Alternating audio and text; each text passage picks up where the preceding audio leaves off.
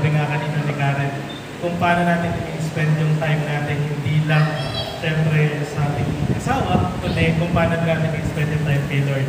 And nabalikan ko lang yung isa sa mga naging devotion ko this week na kapag daw pala tayo ay nakakaramdam na, lalo sa mga asawa natin na pinapasaringan na tayo na nawawalan tayo ng oras sa kanila. Sino rin nakaka-relate ng mga asawang lalaki dyan? Alam natin yung maparamdam ng mga asawa natin kapag medyo nababawasan na yung time natin sa kanila. So, ang isa pa lang usual na response natin ay bigla tayong maging efficient at saka mag-multitask. Yan, naalala ko sa Chris pagka medyo nagpaparamdam na yan, bro, dami mo nagagawa sa bahay.